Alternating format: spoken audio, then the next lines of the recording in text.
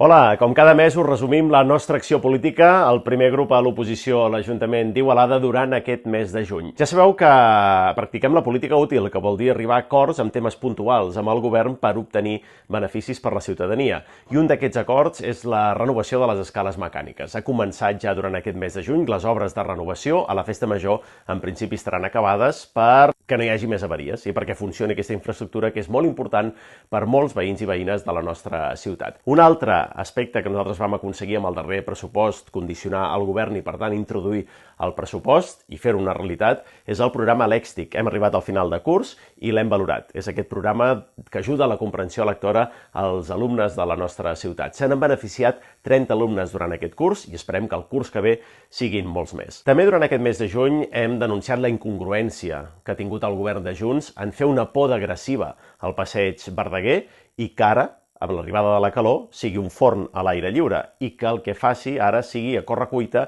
muntar uns refugis, unes estructures de ferro que són refugis climàtics artificials. El passeig Verdaguer ja era un gran refugi climàtic natural a la nostra ciutat i, per tant, la poda agressiva que s'hi va fer fa que ara no tingui aquesta funció i denunciem la incoherència i la incongruència del govern de Junts en aquest àmbit. I també durant aquest mes de juny hem portat al ple una moció per demanar que Google Maps pugui tenir els horaris del bus Igualada a Barcelona per facilitar els desplaçaments de molts usuaris i usuàries, i també en aquest mateix ple hem denunciat la manca de política d'habitatge a la nostra ciutat que fa que joves, famílies i gent gran tinguin problema per accedir a una vivenda.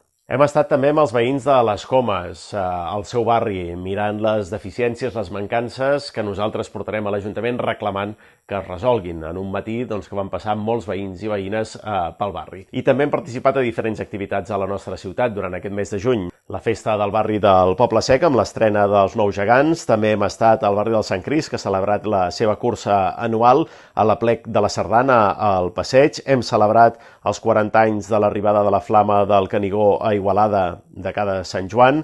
A la Rambla hem visitat el bar de Foodies. També hem estat a la inauguració de l'exposició del fotògraf igualadí Josep Bou, el modernisme a Igualada, a la sala municipal. Hem acompanyat la policia local a l'entrega de medalles a diferents membres del cos.